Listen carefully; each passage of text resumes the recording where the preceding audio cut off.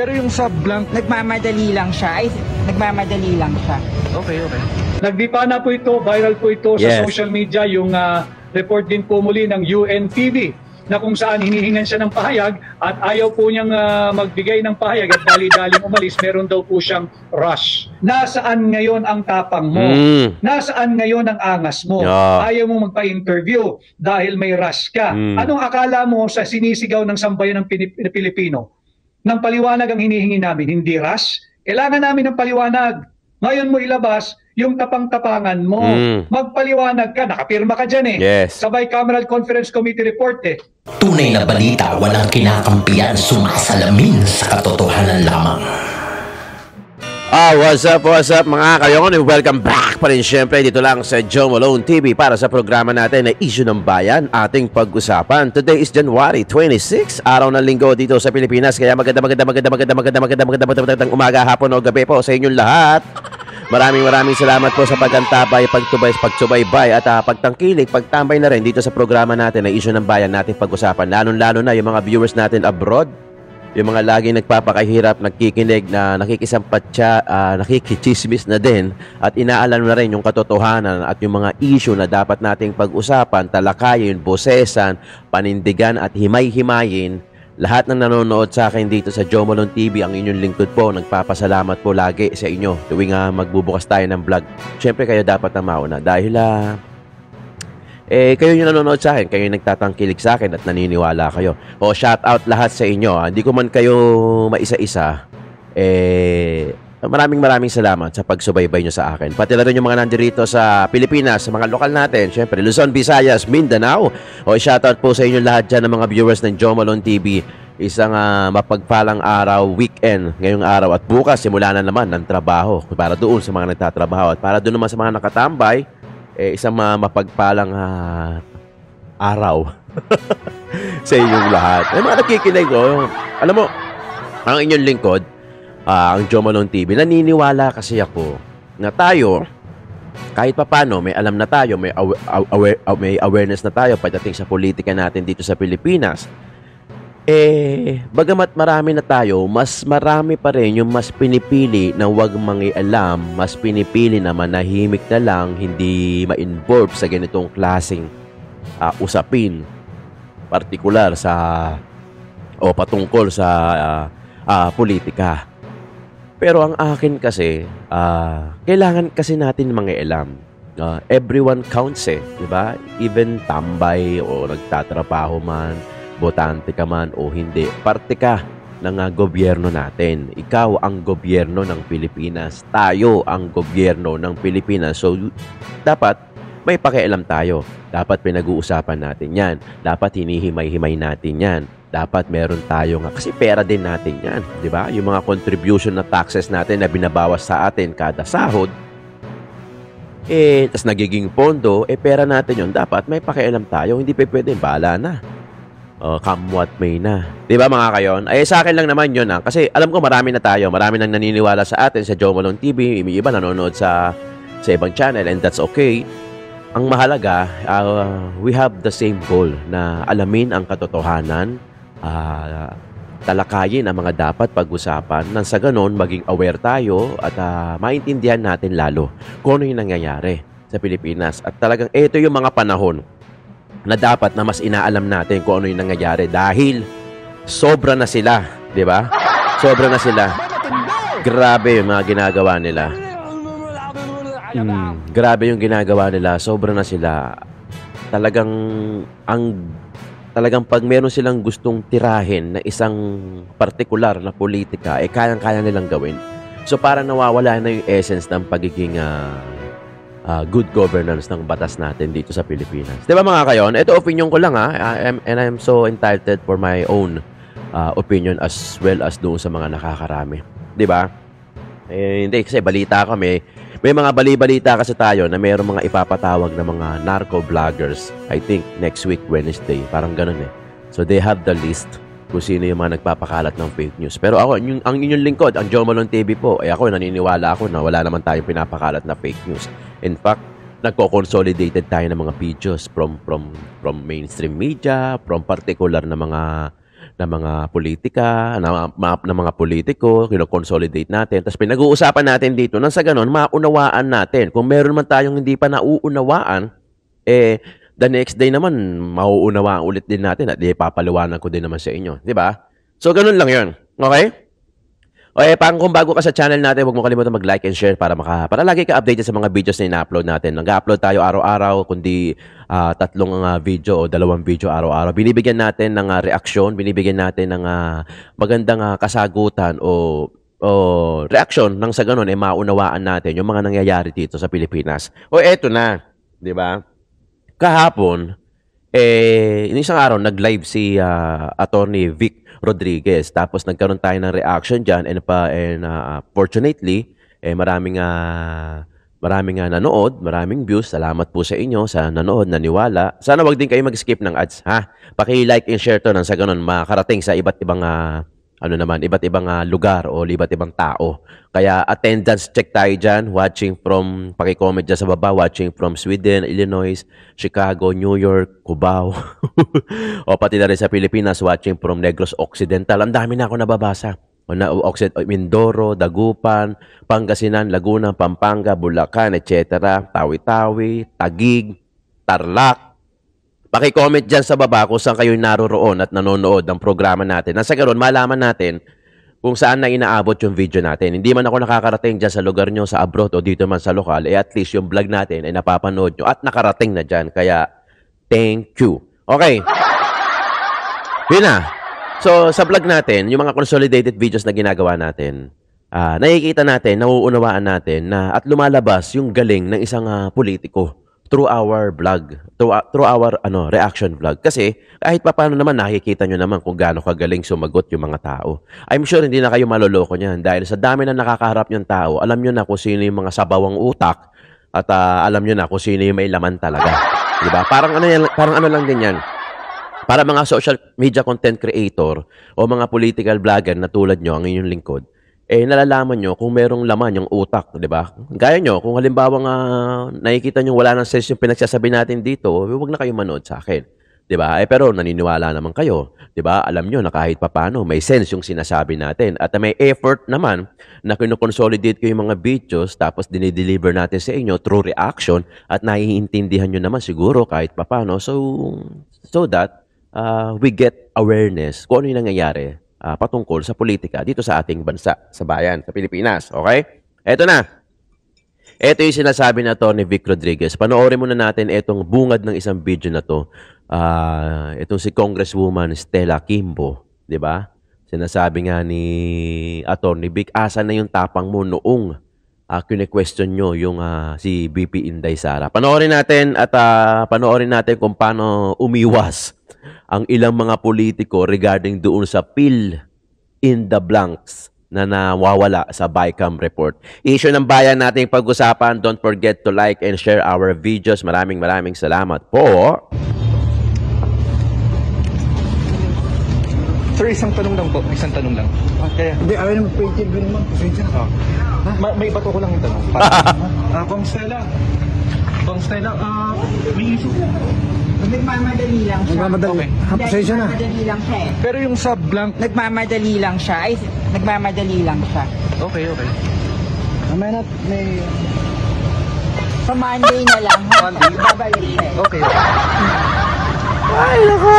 An explanation lang po dun sa blank pages po. Nagmamadali lang siya Sorry. for the next event. Yeah, Nagmamadali no? Ma'am, kindly explain daw po yung... An explanation lang po sa blank pages po. Sensya na. Thank you.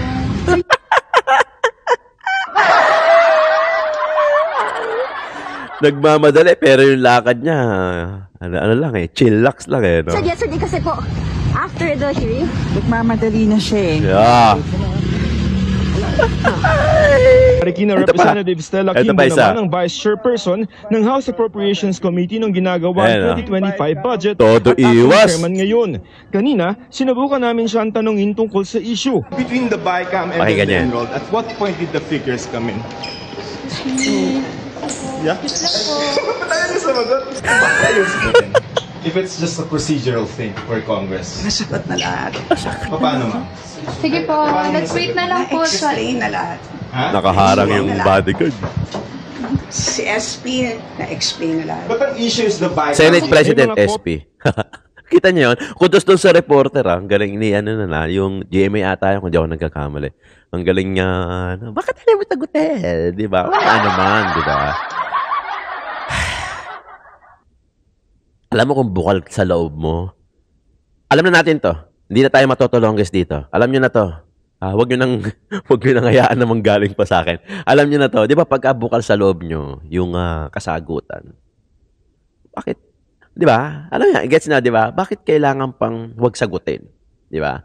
Is there something wrong? Di ba? Meron bang tinatago?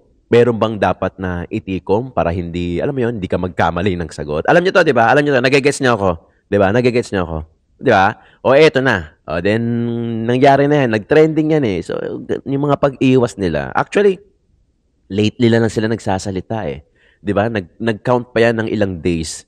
From the moment na yung podcast kay Rodrigo Roa Duterte, pati kay Congressman Ungab, the moment na nag-podcast sila, nag-air yun, ilang days pa yung inabot bago nagsalita. Paunti-unti pa nga yung mga kongreso at yung mga ilang senador. So ang tagal eh, 'di ba? Tapos yung iba umiiwas, yung iba talagang tiko mabibig. May topic pa nga ako diyan na talagang tiko mabibig. 'Di ba mga kayon? Nakakapagtaka na ginagawa nila tayong tanga, 'di ba? Na ginagawa nila tayong bata na parang pinanganak lang tayo kahapon na hindi natin magigets. So, ganun yung feeling ko eh. Ganun yung feeling ko for me. And I don't know kung ganun din yung nararamdaman nyo na ngayon na parang harap-harapan tayong niloloko, ginagago. Di ba? Na alam na natin yung sagot. But we're still trying to, kailangan natin ng validation, kailangan natin ng confirmation from them. And iilan lang yung mga maaangas, matatapang na talagang tagapagtanggol ng mga sambayanan kung saan pera natin to eh, di ba? Pera natin to. Kaya dapat talaga may care tayo, nangingialam tayo kasi this is our contribution through our taxes, di ba? Taxpayer naman eh, yung mga nagtatrabaho taxpayer. So given yon, kailangan natin malaman. Actually, hindi nga tayo nangingialam eh. Sa totoo lang, gusto lang natin malaman eh, di ba? Hindi naman sa pakikialam. Pero we should know. Diba? We should know because we're part of it. Diba? Parte tayo nung pera na yon. That's definitely the right answer. Diba? Parte tayo ng pera na yon. So, we should know. We should know. And ang tanong, kung malalaman pa ba natin yung mga ganyang klaseng kaperahan at ka-issuehan. Diba?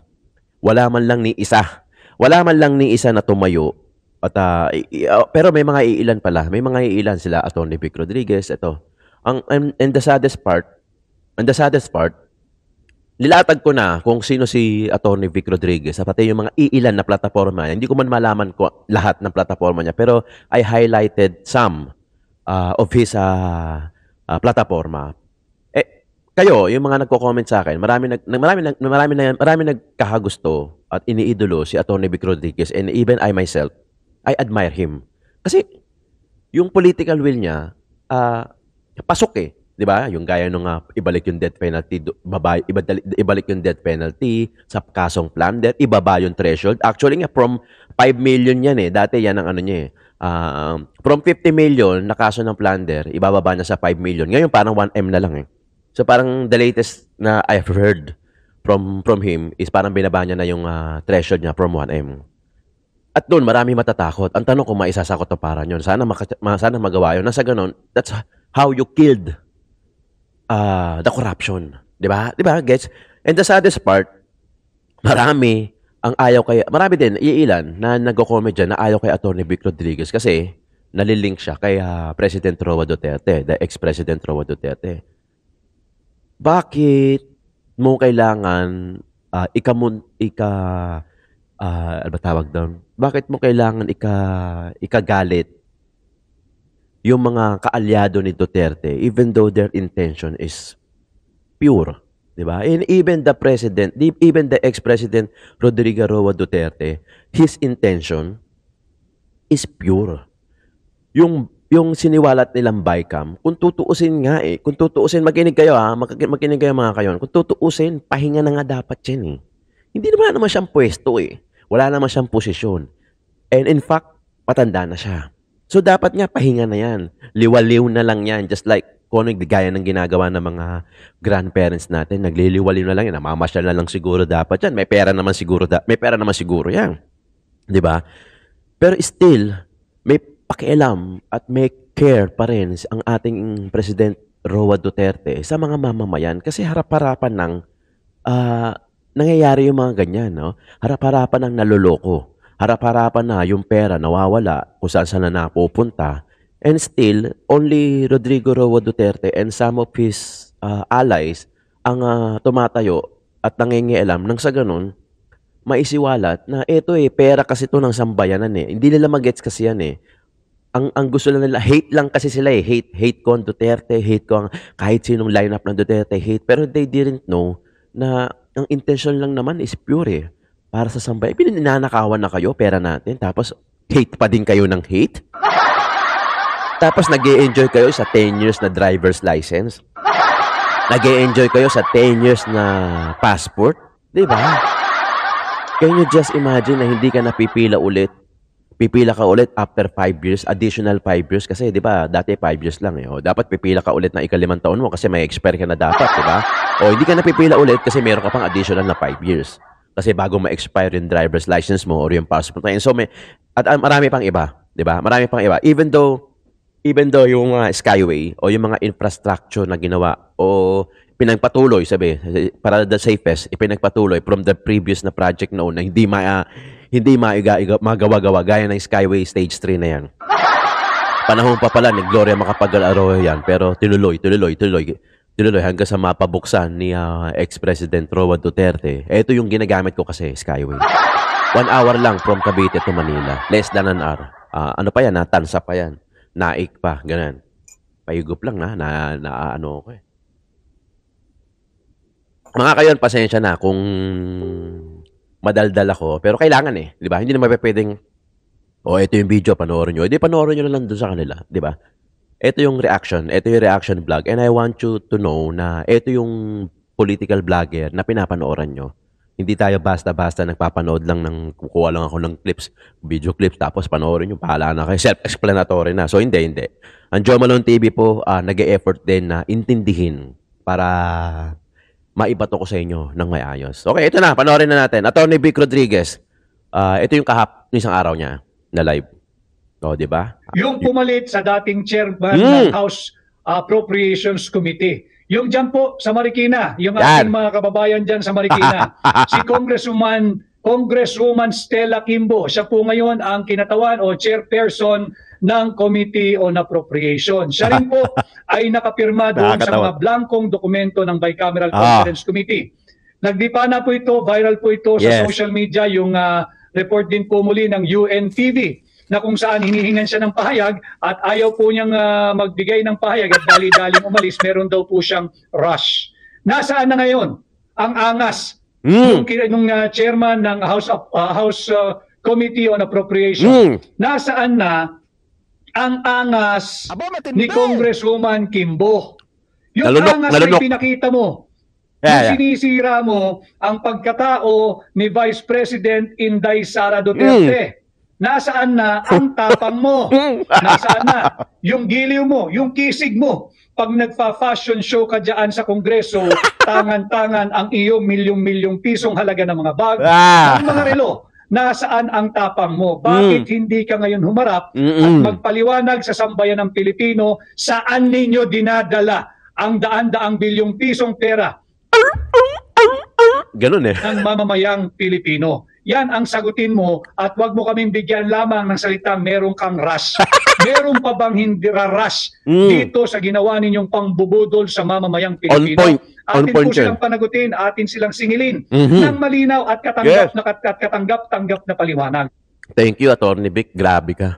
Dito mo ako napabilib. Kasi naipapaliwanag mo in layman's term. To the lowest level na maiintindi, to the clearest level na maiintindihan namin mga sambayan ng Pilipino. Hanggang ngayon po, mag-iilang araw na mula nung expose. ni Pangulong Duterte, wala pa rin po silang katanggap-tanggap at credible na paliwanag kung bakit may blanco. Attorney, nagmi-meeting pa pasensya ka na. Yung Bicameral Conference Committee Final Ratified and Signed Report na siyang naging basihan, pundasyon at backbone ng General Appropriations Bill na siyang kanilang ibinigay sa Malacanang, sinumite at ipinapirma sa Pangulo ng Republika. Kaya ngayon ay tinatawag na natin itong General Appropriations Act o isa na siyang batas na unconstitutional. Yeah. Bati po muna tayo kay Delia Arabit, Invalid Budget 2025, kay galing to? Dan J. Dero. Hugas kamay na sila, sir. Yes. Hugas kamay na po. Tama po yan. Kanya-kanya na silang laglagan. Inaabsuelto na nila dahan-dahan ang kanilang mga sarili. Kay Annalyn Basilio Abella, pwede ba yan sila makasuhan at makulong, attorney? Pwede. Grabe, ginawa nila garapalan sa pera ng bayan. Maaari pong may managot dyan, maaari pong may makulong. Dapat. Meron talagang dapat makulong. Yes. Kinakailangan lang ho natin malaman, ma-establish, ma-imbestigahan. Sino ang nakialam? Sino? Yun. Yung merong makating kamay na nakialam at naglagay ng mga halaga diyan sa mga blankong patlang na nakapaloob sa Bicameral Conference Committee Final Report. Putay na, may kitikita yung kamay no? Siguro kinakausap niya sarili nun. Huwag kang pipirma. Huwag mo lagyan. Huwag mo lagyan. Hindi lalagyan ko. Hindi lalagyan ko. Sige na, huwag mo lalagyan. Marami tayo. Sasapit tayo dyan. Hindi lalagyan ko. Ayan na, lalagyan na. Ayan na sinasabi ko. Yung may makakating kamay na nakialam dyan sa Bicam report. Bawal po iyan. Yan po'y paglabag sa ating revised penal code. Ang tawag po dyan ay falsification of legislative documents. It is a crime against public interest, and what they did is unconstitutional, illegal, immoral, unlawful. Yes. Ang ginawa po nila ay isang criminal act. Pag-usapan po natin, meron pong mga media outlets na nag-request kahapon pa sa Kongreso sa mababang kapulungan ng kopya ng tinatawag nating enrolled bill. Dapat po yan, kung walang anomalous dyan sa enrolled bill, walang problemang magbigay agad. Subalit, wala pong nakakapagbigay mula dyan sa mababang kapulungan sa ating mga kapatid sa malayang pagpapahayag sa mga media ng kopya ng enrolled bill. Ayaw po nilang magbigay. Yung isa po dyan ay yung pahayagang saksi ngayon, yung tabloid na saksi ngayon. Sumulat daw po sila kahapon pa sa House of Representatives at pinareceive yan, official, documented po yan. Ang sagot daw po sa kanila nung doon sa receiving section ng record section po ng House of Representatives, magpapaalam muna sa tanggapan ng speaker. Yun ang nakakatawa. Sino po ba yung speaker? Di si Martin Romualdez, magpapaalam daw po muna kung pwedeng magbigay ng kopya. Yan po ay isang anomalous process din. Public document yan eh. Yes. Bakit kinakailangan magpaalam at humingi ng clearance? Kay Martin Romualdez, hindi naman niya perang pribado yan. Pera po ng taong bayan yan. At yan ay public document. Kitang-kita dito na patuloy na nagkakaroon ng cover-up. Yes. Tinangka po ng Malacanang magpalusot. Ang problema, mali ho kasi yung pasok ng Malacanang. Agad-agad nagsabi na fake news. Agad-agad nagsabing malicious. Agad-agad nagsabing criminal. Ito ngayon ang tugon namin sa inyo. Nakita nyo na siguro by now yung sinasabi naming kopya na blankong Bicam committee report. Yung pirmado ng mga mambabatas, Senado at mababang kapulungan. Pirmado nila yan, blanco-blanco. At hindi po pwedeng baliwalain ito, mga kababayan. Sapagkat 13 pages yung naipon po ni Congressman Sid Ungab. Galing, 13. Tama po yan, si Congressman Sid Ungab po ang maisog na naglabas ng kopya ng Bicam report. Ito po ay kasama namin si Pangulong Duterte Lusot na maisog ding nagpahayag na ito ay bawal, ito'y illegal, ito'y unlawful, ito'y criminal, ito ay unconstitutional. Hindi po yung nagpapanggap na miyembro ng Makabayan Black na Makabayan daw siya. Hindi po siya. Yan din dapat singilin ninyo. Bakit hindi siya nagsasalita nung hindi nilabas pa ni Pangulong Duterte? At sinasabi niya, siya mismo hindi raw niya nabasa. Ulitin ko sa iyo, Iho, ha? Wala kang puso para sa bayan. Wala kang puso para sa Pilipino. Huwag kang magpanggap. Hindi ka makabayan. At bakit hindi mo ginagawa ang iyong trabaho bilang mambabatas? Hindi ba't marapat lamang lahat ng panukalang batas na dumadaan sa inyo, particular sa iyo, ang ingay-ingay mo doon sa panawagang impeach Sara. Ito ang panawagan mo dapat ngayon. Yan. Impeach Marcos. Yan. Impeach Bongbong. Ito dapat ang dami nung sumisigaw ngayon ito. At yung mga magrarally dapat sa January 31 di umano nang isisigaw ay impeach Sara, nasaan na kayo ngayon? Yeah. Bakit ang tatahimik ninyo? Kundinahin ninyo itong tahasan, lantaran at big time na pangbubudol sa ating mga Pilipino. 6.32 trillion pesos na halaga ang binubudol sa atin. Wala pa rin kayong posisyon. Impeach Sara pa rin ang issue ninyo. Ano po ang inyong paninindigan dito sa isyong ito na pambubudol, pagnanakaw at unconstitutional 2025 budget? Basahin po muna natin itong si Teramisuke. Dapat masample yan, mga kawatan. Yan ang dapat. Dapat ma-actionan na yan bago malugmok ng tuluyan ang bansang Pilipinas. Susmiyo, di biro yung ginawa nila. Hindi po talaga biro. Seryosong kaso po ito. This is a falsification of legislative document. Legislative di basta documents lang, ha? Kay Colonel Afa Luna. Isog dapat from Baliwag. Salamat po. Kay Rose Dror, wag natin tantanan itong budget na to. Hindi po tayo titigil hanggat hindi natin sila napapanagot. Yon, thank you. Forever FM. Good day po, our dear Senator Attorney Vic from Land Down Under. Please save our Philippines nating mahal. Hindi ko po kaya mag-isa ito. Magtulong-tulong po tayo sa paki-like and share, ang ating bansa, ang ating mga kababayan, ang kaawa-awang kabataang Pilipino mula sa mga tulisan na nariyan po sa Kongreso at nariyan po sa gobyerno. Ilabas po nila ang kopya ng enrolled bill. Dahil dito natin makikita yung pagkakaiba-iba ng figures. Meron pong nag-request, at ito po'y nasa social media na rin, banggitin ko lang po yung Philippine Star online, ang sabi po nila, nag-request daw po sila.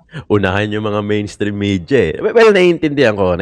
Parang kami lang din yan, mga content creator. Unahan yung mga mainstream media na humingi ng mga copy-copy na yan. Kasi para may report sila. Nasa ganun, maunawaan kasi ng sambayan ng Pilipino. We are actually sharing. We have actually the same goal from social media, from mainstream media na to let everyone know what is going on doon sa issue na yung BICAM report na yun. And at the same time, kami din, mga content creator, mga political blogger, nilalatag din naman yung mga possibilities through their videos, through consolidated videos na may share sa inyo. Nang sa ganun, maunawahan natin pare-parehas kung bakit nagganyan, bakit gano'n, nasa na yung ganyan, di ba? Ng BICAM report, at sinabi po sa kanila, meron pa raw yata revisions or changes na maaaring gawin.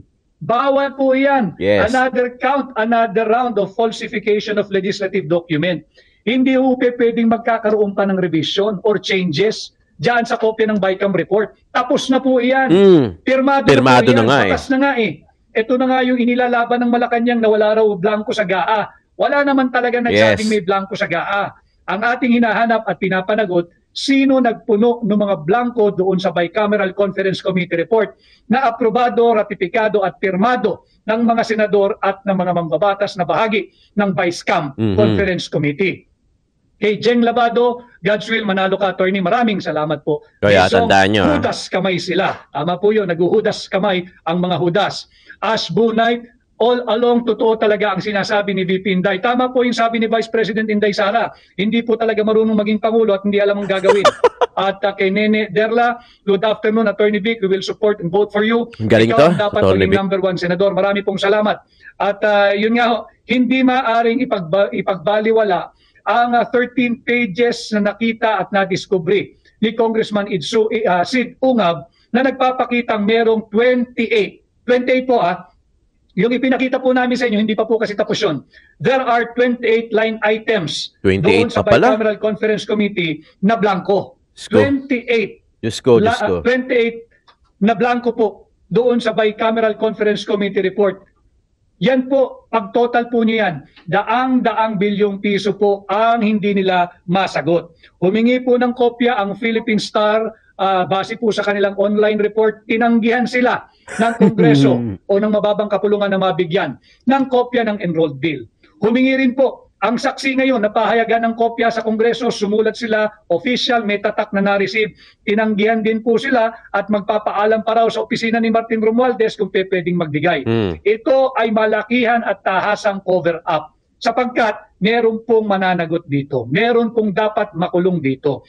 Yung mga makakati ang kamay na pinakialaman ang pera ng taong bayan. Yes. Alam ho ninyo, pag natapos na po, napirmahan, naaprubahan, ratified and signed, yung bicameral conference committee report, there is nothing else to be done except itatransmit na yan para maging enrolled bill. At pag enrolled bill, yan na po yung tinatawag na General Appropriations Bill.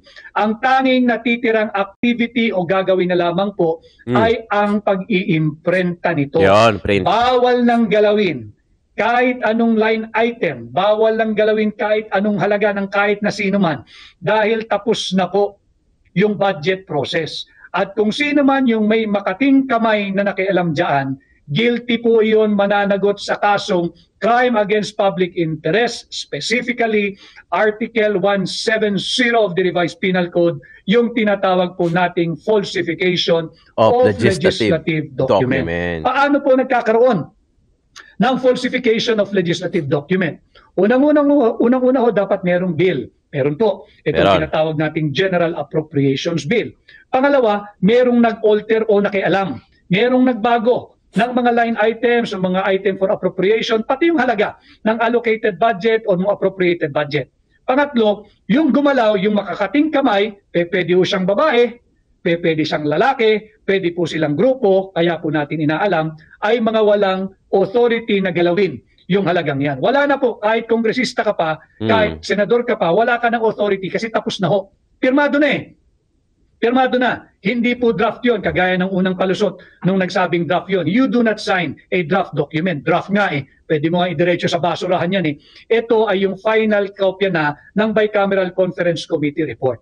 At pangapat na elemento dyan po sa falsification of legislative document, nagbago po yung kahulugan ng dokumento. Dito kitang-kita nagbago. Nagblanko po eh. Paano po nagbago? Mula sa malaking halagang daang bilyong piso, binabago po nila. Wala pong nakakaalam ngayon kung ano yung tunay na final na halaga. Kasi nga may nakialam. May makating kamay na nakialam. Yun po ang ating inaalam. Saan ba ito ginalaw?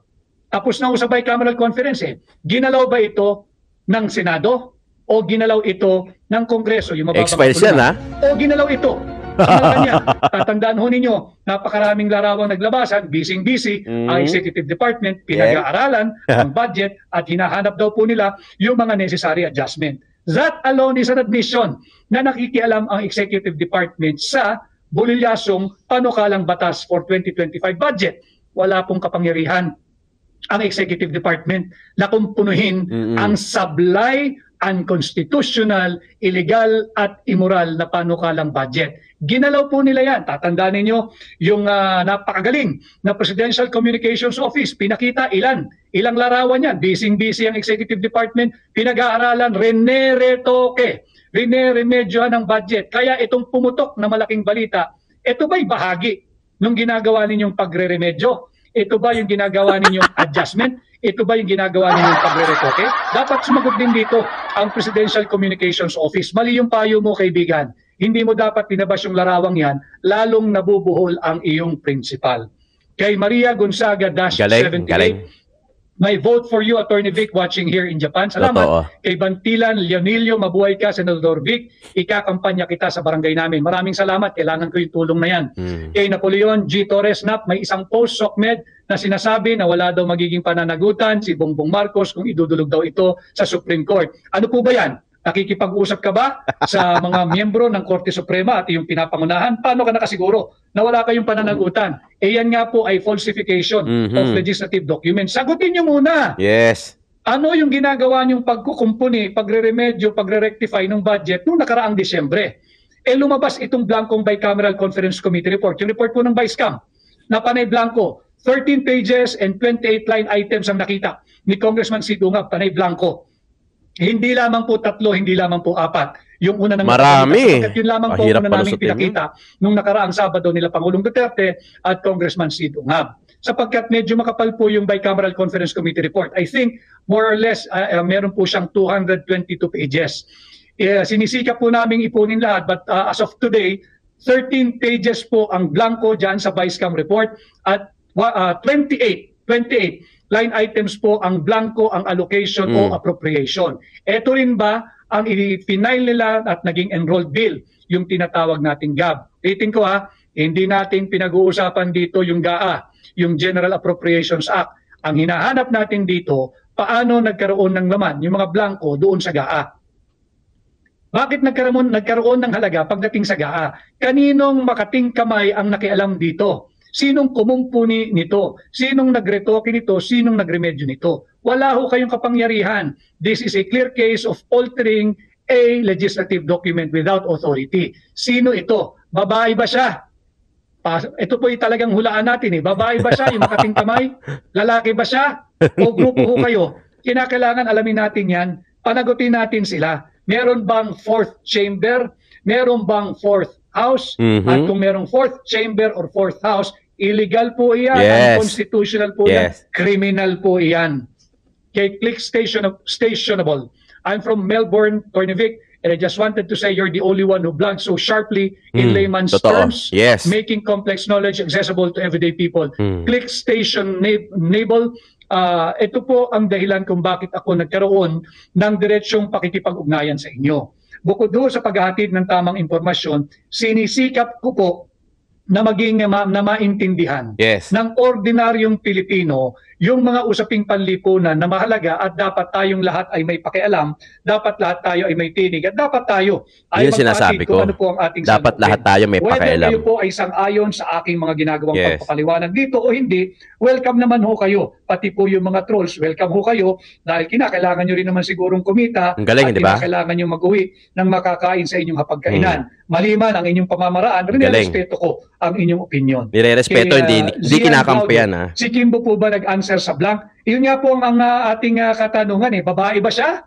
Lalaki ba siya? Grupo ba sila? Ikaduwe vlog, Solid Vic Rodriguez for Senator from Bicol and Tondo. Brenda Kimpan, i-death penalty sa mga kawatan. Yan po ang aking isinusulong bilang senador ninyo. Ibalik natin ang death penalty sa kasong plunder. At because of this development, talagang sinasalaula po nila yung taunang budget. Winawalang hiya po nila ang talino at intelihensya ng sambayan ng Pilipino. Inuyurahan po nila ang ating saligang batas. From 50 million pesos, sisikapin ko pong isa batas. Amyenda ng plunder law, ibaba po natin ang threshold. Hindi na po 5 million. From 50 million, ibaba na po natin ng 1 million pesos dahil talagang talamak na. Lantaran na, harapan na ang ginagawang pambubudol sa atin ngayon dito sa ilalim ng Bongbong Marcos administration. So balik po tayo. Hamunin natin sila, magingay po kayo. Ilabas ang kopya ng enrolled bill. Sapagkat from BICAM, pag inaprubahan na po yan at aprobado po yan, ratifikado, pirmado ng parehong contingent, yung contingent po ng Senado at contingent po ng House of Representatives. Pirmado po nila, hindi po draft yan. Blanco. Ang daming blanco, 13 pages. 13 pahina po nagpapakitang blanco sa 28, 28 line items po ang blanco. Ang naipapakita pa lamang po natin ay 3 or 4 na blanco at ito po ay yung mga ahensya sa ilalim ng Department of Agriculture. Kaya nga sabi ko, talagang hindi natin matutugunan ng food security dahil makikita mo, sa BICAM report pa lang tinitira na yung budget ng mga ahensya sa ilalim ng Department of Agriculture. Panay blanco. At sigurado po ako, nakakatiyak ako, wala pong autoridad yung makating kamay o mga kamay na nakialam dyan. Tapos na po yung BICAM report, blanco nga ang ginawa At yung palusot, singilin natin, ngayon nananahimik yung isang senador na sinabi niya, binasa niya at ipinagkatiwala na lamang niya sa kanyang mga staff na puna yung blanco. Magpalit ho kayo ng pwesto ng iyong staff. I-demote mo yung sarili mo at yung staff mo na nagbabantay ng Bicameral Conference Committee report na dapat trabaho mo, i-promote mo. Siya ang gawin mong senador at ikaw ang dapat staff niya.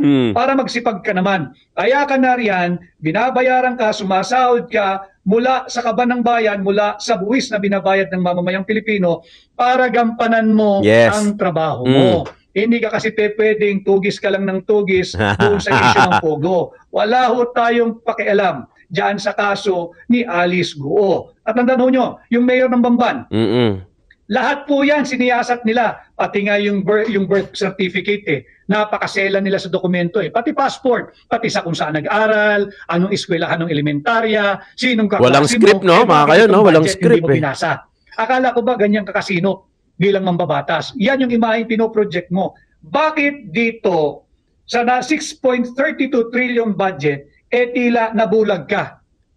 Naging pipi ka rin. At nagsisinungaling ka pa na wala kang nakita na blanco dyan sa Bicameral Conference Committee report. Talagang wala kang makikita kasi hindi pa tapos, pinirmahan mo na. Yun ang nagiging assumption ng sambayan ng Pilipino. At yung reporter ng UNTV, hindi rin natin siya pwedeng hindi babanggitin dahil itong reporter na ito, maisog ito eh. At sa pagiging maisog niya, wag kang masisira ng loob. Ginawa mo lang yung tama, ginawa mo lang yung trabaho mo. Si Asher, basahin ko lang para di ako magkamali yung pangalan nito. Si, hanapin ko lang, linista ko yung pangalan nito eh. Itong maisog na reporter po ng UNTV. Siya po kasi yung unang nag-report na kumuha siya ng kopya sa Kongreso. Sa Senado, sa Senado. At yung kopya po niya sa Senado ay parehas na parehas doon sa ipinakita namin ni Pangulong Duterte. At doon sa kopyang nakita niya, talagang blanco. Si Asher Cadapan Jr. Asher Cadapan Jr. ng UNTV, mabuhay ka. At kayo naman, UNTV, proteksyonan niyo. Itong si Asher Cadapan Jr. Panindigan ninyo yung kanyang tamang report sa ngalan ng pagiging miyembro ninyo ng media o Fourth Estate. Ano ba trabaho ng media? Ito ay upang labanan ang pagmamalabis ng mga nasa katungkulan, upang balansehin ninyo yung pagmamalabis ng mga nasa kapangyarihan. Yan ang dapat na ginagawa o papel na ginagampanan nung tinatawag nating miyembro ng Fourth Estate. Evergreen, Attorney Vic, my Senator, marami pong salamat. At kay si Boy Pirma. Si Boy Pirma. Kailangan natin harapin pati kung sino si yung Aling Pirma. Sigurado meron dyan at kinakailangan natin panagutin. Kay Andy Hetchanova, Attorney Vic, my idol, inuubos na po nila yung Kaba ng Bayan. Last year pa ho nila inuubos to at noong 2023 pa. Para kung mapatalsik man sila, may baon na sila kahit ilang dekada pa ang dumaan, hindi sila maghihirap. Hindi na po maghihirap yan sa dami ng nakuha nila. Kay Mayo Sunyo, baka kasabwat din ang, hindi po, wag po muna nating pahusgahan ang Korte Suprema. Hindi po kasi sila kasali sa budget process. Ito po yung trabaho ng legislative at saka ng executive department. Galing, no? Hindi niya na binanggit yung pangalan. Malaya, no? Filipina, taglay mo, Attorney Vic, tunay na dapat maging senador sa ating bansa. Sa tulong po ninyo, mangyayari po lahat yan. Kay Gili Ramirez, Attorney Vic, wala ng pondo ang DSWD sa Baclaran. Wala daw pera, galing kami doon. Talaga magkakaproblema po tayo dahil kinakalikot ng mga malilikot at makakating kamay na nandyan po ngayon sa pamahalaan itong ating taunang budget. Nakakabingi naman ang katahimikan ng Kongreso. Lalong-lalo na itong napakaingay na si Stella Kimbo nung kanyang patuloy na pinalalawig ang political persecution laban kay Vice President Inday Sara Duterte. Nasaan ngayon ang tapang mo? Nasaan ngayon ang angas mo? Ayaw mo magpa-interview dahil may rush ka. Anong akala mo sa sinisigaw ng sambayan ng Pilipino? Nang paliwanag ang hinihingi namin, hindi rush. Kailangan namin ng paliwanag. Ngayon mo ilabas yung tapang-tapangan mo. Magpaliwanag ka, nakapirma ka dyan sa Bicameral Conference Committee report Hindi pa ba sapat yung nagfa-fashion show ka dyan sa House of Representatives? Tangan-tangan ang mga Hermes bag. 3 milyon, 2 milyon, 4 na milyon, 5 milyon ang isang bag na yun Pera po yun ang sambayan ng Pilipino. Yung mga mamahalin mong relos, yung magagara mong damit, kayo sa Marikina, matauhan na kayo. Hindi natin pwedeng palagpasin ito. Pera po ng sambayan ng Pilipino ito. Anong sagot mo sa reporter? Rush? Wala na bang mas rush pa dito sa hinihinging paliwanag ng sambayan ng Pilipino? Hindi ba't ikaw ang chairman ngayon ng Committee on Appropriation at nalalaman mo na hindi ordinaryong posisyon ang tinanggap mo bukod pa sa iyong pagiging kongresista? Meron kang pananagutan. Yan ang hinihingi ng hakbang ng maisog, yung transparency at accountability. Kami naniningil, sino yung makating kamay na nakialam dyan sa final, ratified, approved, and signed Bicameral Conference Committee report? Sino ang nakialam sa report ng Vicecam? Ang trabaho po ng Vicecam ay tapos na matapos sila itong i-ratify, aprobahan at pirmahan. Tapos na po yun. Ibibigay na nila yan sa mababang kapulungan. Wala po senador na. Pero hindi absuelto rito yung mga pumirmang senador. Wala na pong trabaho ang senador, babalik nila yan sa House of Representatives para maging tinatawag na enrolled bill. Yung enrolled bill, yan po yung nagiging General Appropriations Bill. Wala na pong pwedeng gumalaw doon.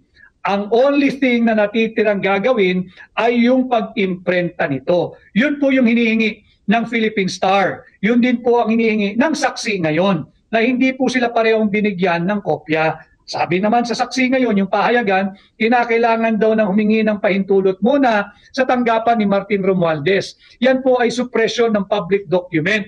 Kaya nga dito may nagaganap na napakalawak, napakalaking cover-up. Kinakailangan malaman po niyo ito nang hindi po tayo patuloy na binubudol ng administrasyon ni Bongbong Marcos. Kung wala po silang maipakitang enrolled bill, kung ayaw po nilang ilabas yung enrolled bill, hindi po kasi pwedeng walang enrolled bill. Nakagawa nga sila ng kopya nung General Appropriations Bill. Hindi ka pwedeng magkaroon ng kopya ng General Appropriations Bill kung wala kang naifa-file na isusumite at naiimprenta ang kopya ng enrolled bill. At higit sa lahat, nakapag-imprenta nga po sila nung General Appropriations Act na pinirmahan po ng Malacanang ni Bongbong Marcos. At ito na nga po yung nagiging napakainit na usapin ng unconstitutionality sapagkat kailangan malaman po natin sino yung makating kamay na nagpuno ng mga blanco doon sa Bicameral Conference Committee report. Hindi po natin muli pwedeng basta na lang ibaliwala ito sapagkat ang nakita po na diskubre ni Congressman Sid Ungab, si Congressman Sid Ungab po ang ating dapat pasalamatan. Siya po ang nakadiskubre nito. Thank you. At maisog na ipinahayag. Thank you, Sir Ungab. Ni Pangulong Duterte. Hindi po yung nagpapanggap dyan Salamat sa na concern. makabayan daw po siya at miyembro siya ng Makabayan Black. Subalit, total gusto mong pumapel, salamat din. At kinumpirma mo na nakita ng iyong mga mata na blanco yung Bicameral Conference Committee report. Si Jonel Vistal, hello Sir Vic, ikakampanya kita sa aming lugar dito sa Panabo City. Salamat Jonel. Si Jonel. Si Brenda Kimpan, thanks to President Rodrigo Roa Duterte and Congressman Sid Ungab. Mabuhay po si Pangulong Duterte at si Congressman Sid Ungab. Si Eduardo Capa, naka-artista van pa si Kimbo. Saan galing ang pambili niyan? Mura lang ho yung artista van, mas mahal po dyan yung kanyang mga bag. Hermes po yun.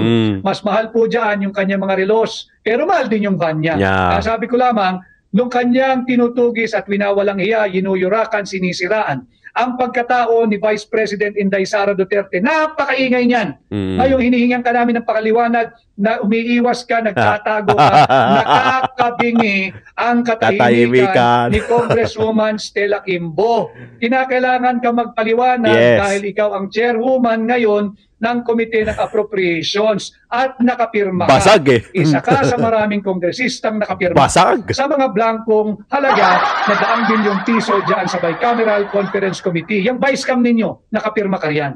Kay Courage TV, Basag. bakit walang interview kay Tambaluslos? Ako lalong iiwas yan. Ito nga niya, umiiwas siya pa.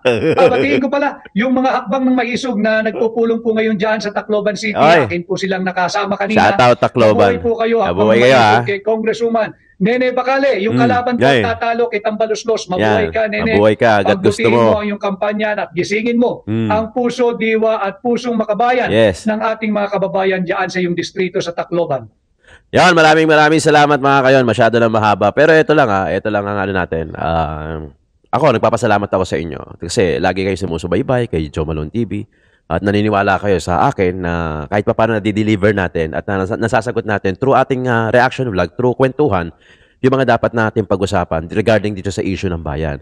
Ito na nga, at yung mga walang pirma, yung mga nangyayari, yung mga na-consolidate na videos natin, pinapakita natin sa inyo. And sana, alam mo yun, sana managot kung sino man yung dapat. At malaman natin, bago mag-May 12, kung sino yung mga dapat na, alam mo yun, na hindi natin ipagpatuloy ang kanilang power nang sa ganun matigil na at matapos na din. No? Hindi man natin totally matapos yung corruption sa Pilipinas. Well, at least kahit papano malesen natin. In that way, makinabang naman yung sambayanan, yung Pilipino. Kasi talagang ang hirap na no? Ang hirap na lahat tumataas. Gasolina, everything tumataas. Ang hindi nga lang tumataas, ang tukso nila, ang sinasabi nila, ang kantsaw nila. Lahat na tumaas, ang hindi lang tumataas yung sahod ng Pilipino. Nakakalungkot. Kasi lahat tayo nagsasuffer. Lahat tayo hindi nakikinabang, no? Iilan lang yung nakikinabang, no? Kadalasan yung nakikinabang, yung pa sila yung nakakaluwag-luwag. Yung mga mahihirap talaga, sila pa talaga yung hindi nakikinabang, di ba? Maraming salamat mga kayon. Sana wag kayo mag-skip ng ads kung may lalabas na mga ads dyan. Thank you so much sa pagpili, pagtitiwala sa Joe Malone TV. And I promise naman on my part na bigyan ko kayo ng dekalidad na content, delikad na usapan, delikad na kwentuhan, delikad na mga updated na issue ng bayan na kailangan natin talakayan, pag-usapan dito sa programa natin na issue ng bayan ating pag-usapan. Muli, Joe Malone TV po ang inyong lingkod. Maraming salamat sa pagsubaybay at pagtutok dito lang sa channel natin. Joe Malone TV, paki-like and share at paki-subscribe na rin. Thank you so much.